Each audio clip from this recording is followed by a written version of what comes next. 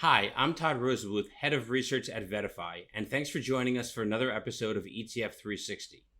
Today I'm joined by Rohan Reddy of Global X, and we're going to talk about covered call strategies. Rohan, thanks for joining me. Great to be here, Todd. Yeah, well, thanks for joining. So let's talk about this current interest rate and rising interest rate environment, the challenges advisors and investors have in order to find fixed income. Todd, it's a great question. We're hearing a lot of concerns from advisors and investors today about how you can get real income in today's rising rate environment where central banks around the world are getting a lot more hawkish about their monetary policies. So we've been seeing interest rates rising rapidly ever since last year. And so the question for investors is how can you get income in this environment where you're seeing inflationary pressures move up as well as rising interest rates too? So for investors today, we're seeing a lot of assets move towards the real asset space, including energy, commodities like copper. Those are a couple ideas. And then we're also seeing alternative sources of income, such as higher yielding fixed income in the preferred stock and high yield bond space and emerging markets as well. And then we're also seeing other sources of income being used, such as derivatives-based solutions like option strategies through covered calls and other put and call option strategies. So let's delve deeper into the covered call suite of ideas. How do these provide an alternative income stream? Well, if you're an investor today, a lot of your traditional 60/40 portfolio is within standard asset allocation of stocks and bonds, mostly within, say, areas like the tech sector or communication services on the equity side. What covered calls do is they write a call option on an underlying index.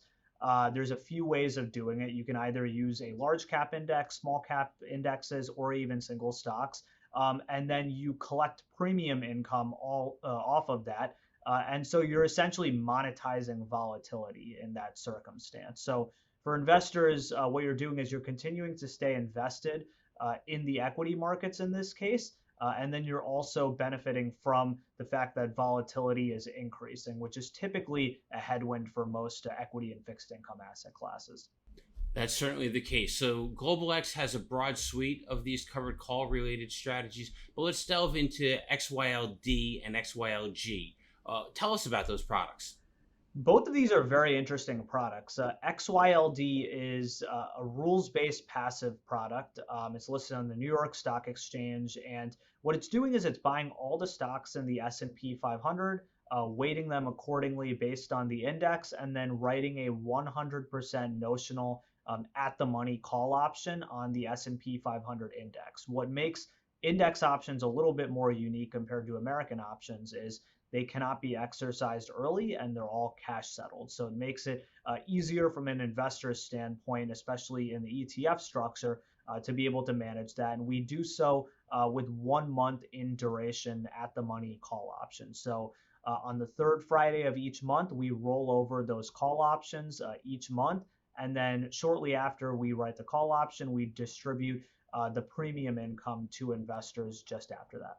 So, what's the great use case for an investor and advisor using some of these strategies? Well, if you're an investor and if you look at your views on the market today, which I think a lot of us can agree that we're likely late cycle in this market, we're seeing some activity that shows that the economy is starting to reach maybe peak levels, even though there is still a ways to go. We do think that maybe we're reaching late cycle activity levels. And if you're an investor today and you want to play that or time that out, or even from a strategic perspective, look at how you can get just general sources of income.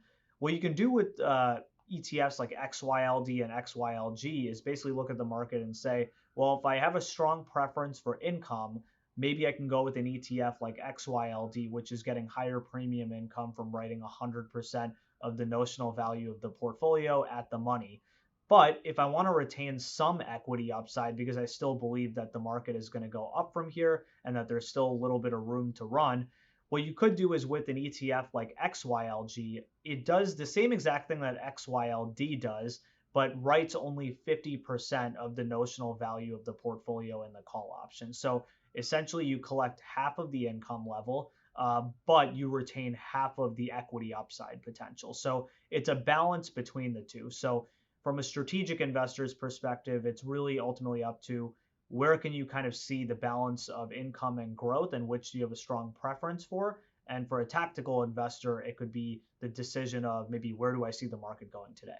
Well, that's great. Great insight, Rohan. Thank you for sharing that expertise with us and the audience. And thank you for tuning in to ETF 360. We'll see you next time.